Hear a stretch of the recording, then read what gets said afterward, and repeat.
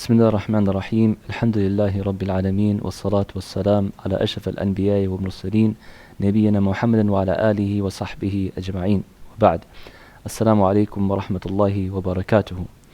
Alhamdulillah, we will continue along our journey of Madarij As-Salikeen by Ibn Qayyim rahimahullah ta'ala, and today inshallah we'll discuss a little bit about the author's life. Ibn Qayyim, he was born in a time that was very turbulent. You had the invasion of the Mongols in the east, you had the Crusades in the west, you had many innovations within Islamic sects, disputes, infighting, a lot of confusion. However, it was also a golden era of knowledge. Some of the greatest scholars of Islam came about during this time. So this is the time he grew up in. His mother was said to have been a hafidha. She had memorized the whole Quran. And many people came to ask for her hand in marriage, but she kept rejecting them. And the father, he got upset. So he asked her, "What's wrong? Why aren't you accepting these great people for marriage?" And she said, "They are not as knowledgeable as me. At least he should be memorizing the whole Quran." So then people who memorized the Quran came to her and she rejected them as well. And the father said, "Now what's wrong?" And she said, "Well, I memorized the 6 books of hadith and they have not memorized these 6 books of hadith, and I am not going to marry somebody who hasn't memorized as much as I've memorized at least." So then this principle, Qayyim means the principle of al-Jawziyya, came and asked for her hand in marriage, and he has half of the Quran and the Kutub al-Sitta, the 6 books of Hadith, Bukhari, Muslim, Abu Dawood, Nisa'i, Tirmidhi, and Ibn Majah. And she accepted him for marriage, and their son was the famous scholar Ibn Qayyim al-Jawzi. His nickname is Shams al-Din Abu Abdullahi Muhammad ibn Abi Bakr ibn Ayyub al-Zur'i al-Damashqi al-Hanbali. He was born in 691 Hijri, and he died in 751 Hijri, roughly 1292 to 1350 from the Common Era. Like I said, his father was the principal of al-Jawziyya, the Madarij As-Salikeen, one of the famous schools that taught the Sunni tradition.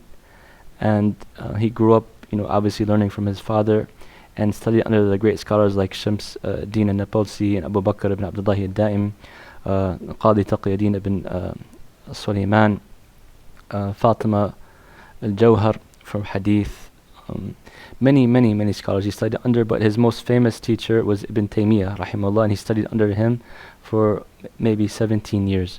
From the age of when he turned 21 until Ibn Taymiyyah died in prison, Ibn Qayyim was his pupil, and he learned the most from him, and he loved him the most and respected him the most as his teacher. He probably agreed with his sheikh in over 99% of the time. He didn't deviate from his positions in general because of his great respect for him and love for him. They differed in the sense that some scholars say, as Ibn Taymiyyah saw so keenly with the eye, Ibn Qayyim rahimahullah, he saw so keenly with the heart. He was also distinguished in his writings. He was able to write and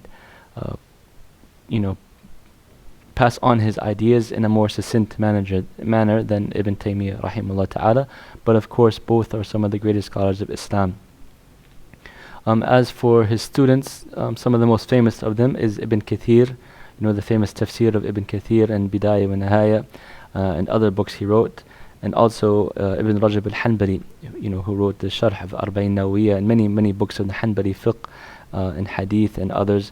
Also Abdul Qadir al-Napolsi, and he had many other students as well, and the greatest scholars of Islam praised him. Some of his works that he is famous for is Zad al-Ma'ad, which is a book in basically like the seerah of the Prophet ﷺ, the life of the Prophet, fi hadi khayr al-ibad, and the guidance of the best of the servants, meaning Muhammad ﷺ. And it's a 3-volume work that Ibn Qayyim rahimahullah, he wrote on a journey from Damascus, where he was born, and close to where he was born, and to Mecca, on his journey to Hajj. And he didn't have any books with him, and this is one of the greatest works of seerah of the Prophet ﷺ, and some of the great issues of fiqh in that book. He wrote Shifa al-Arid, Miftah Dar al-Sa'ada, Hadi al-Arwah ila Bilad al-Afrah, the guiding of the souls into the happy gardens. Tahdib Sunan Abi Dawood, summarizing the Sunan of Abi Dawood, Sawa'iq al-Mursala, books of refutation of some of the deviant sects. He also wrote Da'u Dawa, which we explained previously, the sickness and the cure, talking about how to get over certain diseases of the heart and certain sins. Maybe over 100 books he's written, and we have a lot of them with us. From the most famous of those books is the one we will study inshallah, which is Madarij As-Salikeen. In terms of his personal character, he was known to be one who was very keen on worship. Like he would spend much of his time reciting the Quran and praying the night prayer. Ibn Kathir said he was attached to knowledge day and night. He would pray and recite the Quran much, and his character was excellent. He showed great affection and friendship to all around him, and he would not be jealous or envious of anyone. He also said that he does not know anyone in his time that is greater in worship and in knowledge than his teacher Ibn al-Qayyim rahimahullah ta'ala. He said that he would stand in the prayer and do certain ibadat to such length that even some of his companions would censure him and say that you're doing too much, but he would not stop. That was one of his main desires and loves in the world, is to worship Allah subhanahu wa ta'ala and stand in prayer so long. He recited the Quran very beautifully, and he loved to recite the Quran. Many people, he just had like that attraction to people, like people loved to him. He had a good nature, a friendly spirit, so people were automatically attracted to him, and he never had like malice in his heart towards others. And this is all from his students like Ibn Kathir, Ibn Rajab. They were saying these statements. Ibn Rajab rahimahullah, he said that, may Allah bless him, he was a person of worship and qiyam al-layl, the night prayer. He used to pray throughout the night and devote much of his time to dhikr, remembrance of Allah subhanahu wa ta'ala. And his love to Allah was constant, always going back to Allah, seeking forgiveness, being dependent, having tawakkul Allah, having dependence on Allah. And he had great humility. Like he would say about himself, I do not have much knowledge, even though he was one of the most knowledgeable people of his time and many of the times up until this day, one of the greatest scholars of Islam. He said, Ibn Rajab said that he was one of the most knowledgeable of the Quran and the Sunnah and the inner realities of faith, the tazkiyah, the purification of the heart, purification of the soul. And although he was not infallible, I've never seen anyone who was closer to the meaning of this word, purification of the heart and putting into action the Quran and the Sunnah. He died at 751, at roughly 60 years old. He was buried in the Umayyad Masjid, or he was prayed. The janazah was prayed in the Umayyad Masjid in Damascus, and it was said that countless people came out for his janazah because he was very beloved to his society. And he was buried next to his father in the Bab al-Saghir near that mosque in Damascus, rahimahullah ta'ala.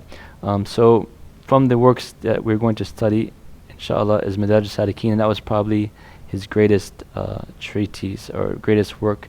It's considered to be a you can say foundation for the knowledge of purification of the heart and getting closer to Allah subhanahu wa ta'ala. This whole book is basically a tafsir, like it says, بين في منازل وبين منازل إياك نعبد وإياك نستعين. It's basically between the steps of the believers, of the travelers, of the seekers, between the verses of إياك نعبد, you alone do we worship, O Allah subhanahu wa ta'ala, وإياك نستعين, and you alone do we ask for help, right? So some of the scholars of Islam, they say that the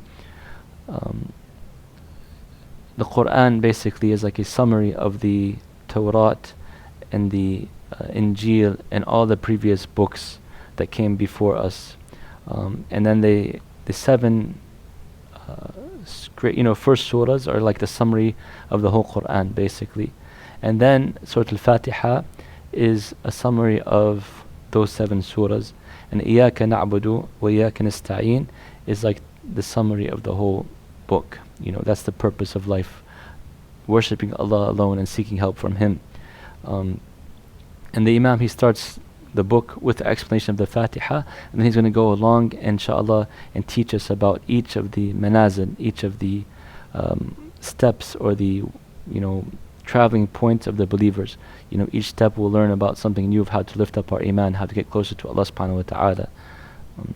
The Quran, the Fatiha, is a miracle that was not given to any of the books before us. It's the greatest of the surahs. And the Quran in and of itself is the words of Allah. As the Prophet ﷺ said in one narration, you know, فَضْلُ كَلَامَ اللَّهِ عَلَى غَيْرِهِ كَفَضْلِ اللَّهِ عَلَى خَلْقِهِ, that the words of Allah subhanahu wa ta'ala in relation to the words of others is like the benefit of Allah upon His creation. There's no comparison. It is the greatest book on the face of the earth. For every single letter you read, you have 10 hasanat or more, right? And at every time you memorize a verse, you get lifted up in levels. So to ponder upon the Quran, to understand the Quran, is one of the greatest forms of worship we can do as Muslims, and that is something that this book is going to bring us to help us to understand these ayat and implement it in our lives, inshaAllah. It's a summary of basically 6 centuries of spiritual studies. He came and explained the book by Imam al-Harawi, which is Madarij As-Salikeen, the also like the steps or the stations of the seekers. He went through like 100 different stations, and in a kind of like a short summarized version. And Ibn al-Qayyim rahimahullah, he came and expanded upon that into like 3 or 6 volumes depending on which print you have. So inshallah we'll go through this book together and learn and try to increase our imans and put it into action. It's not something that's just theoretical, it's something that you can apply to your lives to get closer to Allah subhanahu wa ta'ala. One of the reasons I picked this book, inshallah, I will tell you about in the next session. Jazakumullah khair. Wassalamu alaikum wa rahmatullahi wa barakatuh.